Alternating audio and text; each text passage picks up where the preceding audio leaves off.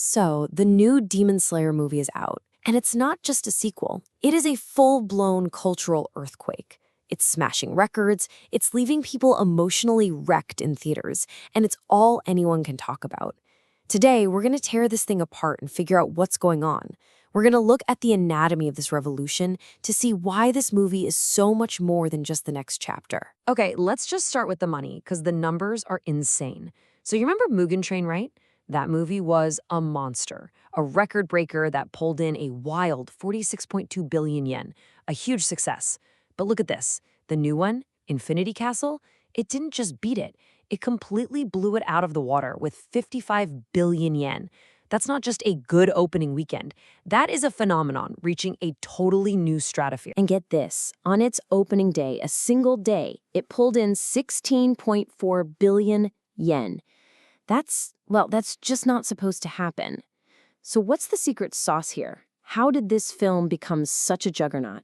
Well, we think it comes down to three key ingredients: the absolutely mind-bending animation, the gut punch of an emotional story, and the wild, chaotic reaction from the global fan base. So let's start with ingredient number one, the visuals. I mean, they're just jaw-dropping. And for that, you have to thank the legendary animation studio Ufotable. They have taken their craft to a whole other level with this movie. Now, if you're not familiar with Ufotable, you need to be. This is the studio that critics and fans say creates evil visual beauty. And that's the perfect way to put it. They are absolute masters at blending traditional 2D art with 3D CG to create these scenes that are so fluid, so detailed, they basically feel like they're breaking the rules of animation. And, it's one thing for us fans to be blown away, but the reaction from inside the animation industry was just disbelief. This quote from tech writer Machiko Nakagawa says it all. She basically said the work involved bordered on madness. Professionals were looking at this film and asking, how? How is that even possible? And here's the core of that how. The biggest challenge was bringing the Infinity Castle to life. This isn't just a cool-looking castle, it's a living, breathing, constantly shifting labyrinth that's basically an M.C. Escher painting on steroids. The initial math said that just rendering the computer graphics for this setting would take 3.5 years. For a movie production, that's not a deadline, that's an impossible joke. So what do you do when faced with an impossible task? Do you simplify? Do you cut corners? Nope, not Ufotable. This is what they did.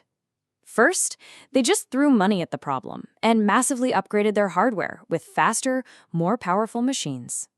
Second, they went through their own process with a fine-tooth comb and optimized every single step to squeeze out more efficiency. And finally, when that wasn't enough, it was all hands on deck. The entire staff jumped on the project to drag it across the finish line. That right there, that's how evil visual beauty gets made. But look, incredible visuals get people in the door.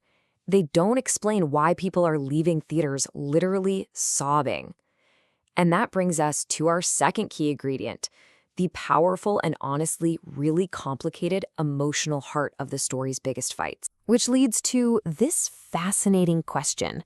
Why are people so invested in the villains?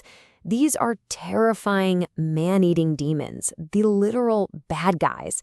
Yet audiences are connecting with them, sympathizing with them, even rooting for them. What is going on? Well, it really boils down to this one simple but incredibly powerful message that the story drills into you over and over again. These demons, they weren't born evil. They were made. Each one was once a human, and their path to becoming a monster was paved with just an unbelievable amount of tragedy. And the series has absolutely perfected the recipe for making you care. It's a pattern you see again and again. You have a tragic human backstory. The character was a victim, trapped by their circumstances. They lost everything and everyone they loved. And what drives them as a demon is really just a twisted version of that human grief and regret. It gives every fight this incredible emotional contour, so it's never just good versus evil. It's tragedy versus tragedy. I mean, just look at the main antagonist of this arc, Akaza. As a human boy named Hakuji, he was desperate, stealing to buy medicine for his dying father. His father, feeling like a burden, then takes his own life. Just crushing. But then, Hakuji gets a second chance. He's taken in by a martial arts master, and he even falls in love with his daughter, Koyuki. He finds hope again. And then, they're murdered, poisoned by a rival dojo. Having lost everyone he ever wanted to protect for a second time, he becomes the demon Akaza, his memory wiped clean. So his whole obsession with strength, it's a dark, twisted echo of the powerlessness he felt as a human. And that is why you see reactions like this one all over the internet. This person saying they were crying before they even realized it because the villain's past was just too painful. The story brilliantly makes you feel for the monster by showing you the broken human they used to be. That empathy is what makes it all hit so hard. Okay, so you've got this massive emotional impact, plus stunning visuals. That combo creates a global phenomenon. And that brings us to our third and final ingredient, the global fan experience itself, which has created a very unique and very 21st century problem. So here's the issue. The movie's release schedule is all over the place. Japan gets it first on July 18th. Great for them. But then Taiwan has to wait 3 weeks. South Korea waits a month. And if you're a fan in North America or the UK, you are stuck waiting an agonizing 2 months until September 12th. And this creates two totally separate, parallel universes of fandom. In one world, you've got Japanese fans just having a party online, sharing their joy, their tears, their favorite scenes. And in the other world, you have international fans trying to navigate the internet like it's a literal minefield of spoilers, just filled with anxiety and frustration. It's a special kind of modern-day torture. So naturally, you're asking why? Why the massive delay? And there are a few real-world industry reasons. For one, theaters in the US get their schedules locked down way in advance for big Hollywood movies. 2, there's a strategy to release both the subtitle version and the English dubbed version at the same time, and that dub takes time to produce.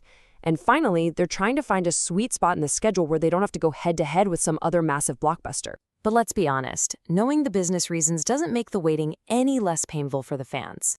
And that frustration boils over into comments like this one from an online forum, which is, well, it's pretty blunt. You see this tension where fans who just want to watch it with subtitles feel like they're being held back by the time it takes to create the dub, and it's created a real split in the community. And all of this leaves us with one big, final, thought-provoking question. In our world today, where everyone is connected 24/7 and spoilers travel at the speed of light, does this old-school staggered release model still work? Does it actually build hype, or does it just break the spirit of a global fandom? It's a huge question the entire entertainment industry is struggling with. And right now, there really are no easy answers.